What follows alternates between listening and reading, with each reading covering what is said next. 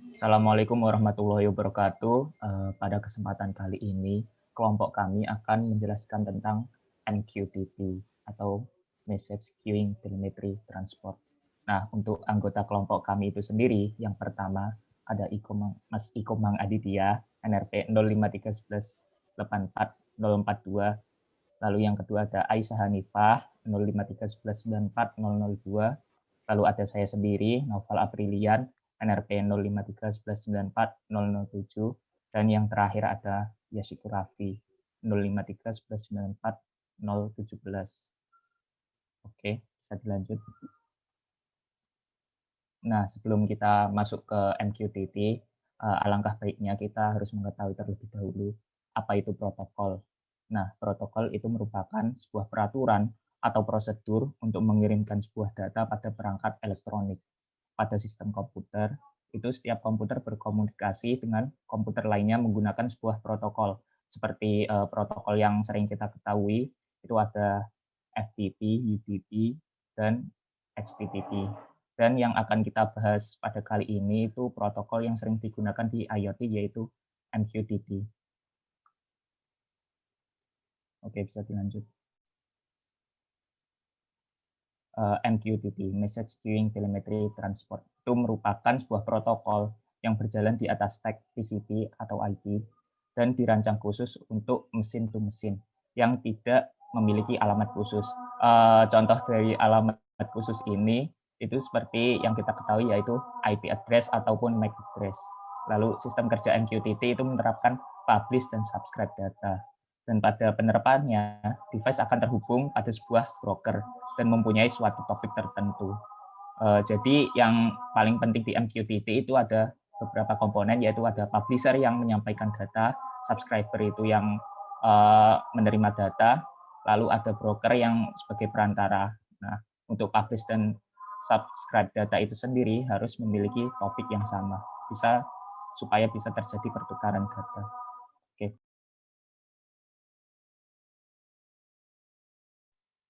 Ya, jadi saya akan melanjutkan untuk sinyal kontrol MQTT-nya.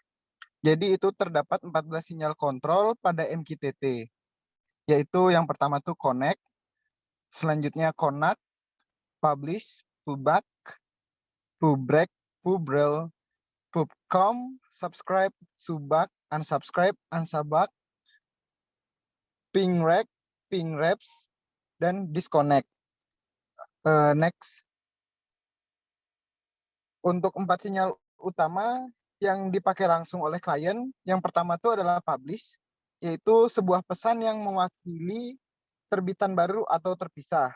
Yang kedua itu ada subscribe, pesan yang digunakan oleh klien untuk berlangganan topik tertentu. Kemudian ada unsubscribe, pesan yang digunakan oleh klien untuk berhenti berlangganan pada topik tertentu.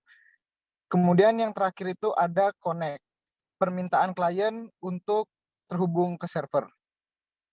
Next.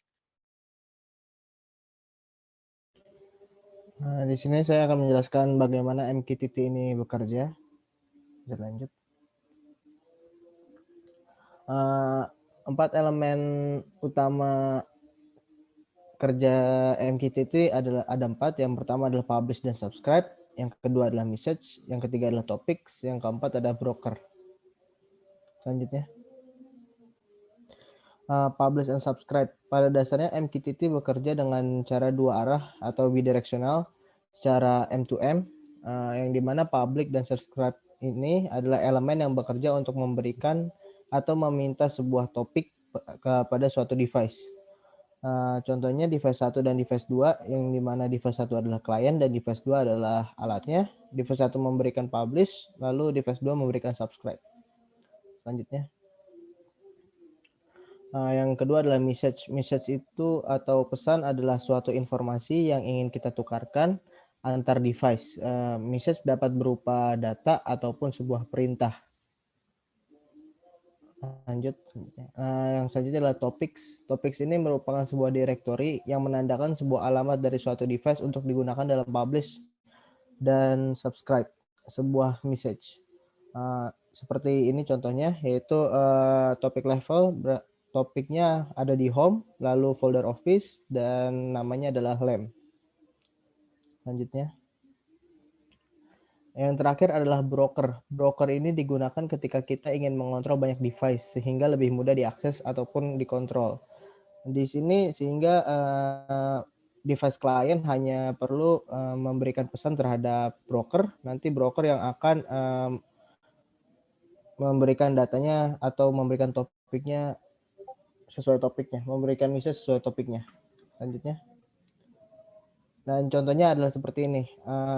Dari device MQTT client mempublish sebuah message on or off dengan topik home office LAMP, yang dimana suatu device yang juga MQTT client sudah terdaftar atau sudah subscribe di topik home atau office atau LAMP, home office LAMP.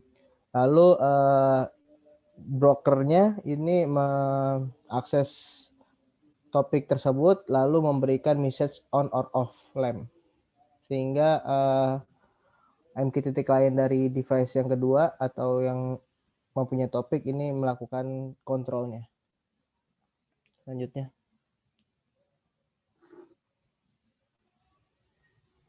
Baik, jadi selanjutnya adalah apa sih perbandingan dari protokol MQTT dengan HTTP. Jadi berdasarkan sifatnya, MQTT ini bersifat data sentris, sedangkan HTTP ini bersifat dokumen sentris.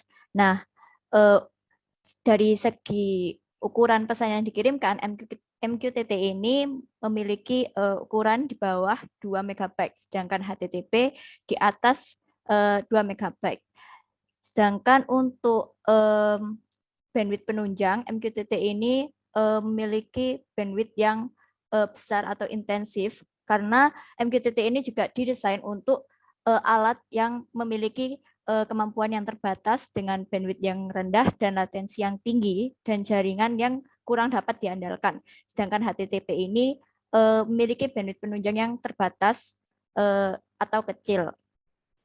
Dan selanjutnya adalah penggunaan dari MQTT ini umumnya pada teknologi IoT, sedangkan HTTP ini pada sistem dengan data skala besar.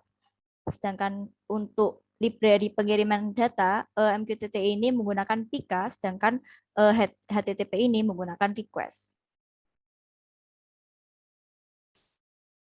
Oke, berikut adalah referensi yang diambil dari materi MQTT yang ada pada PPT ini. Mungkin sekian dari kami. Mohon maaf jika ada kesalahan. Wassalamualaikum warahmatullahi wabarakatuh.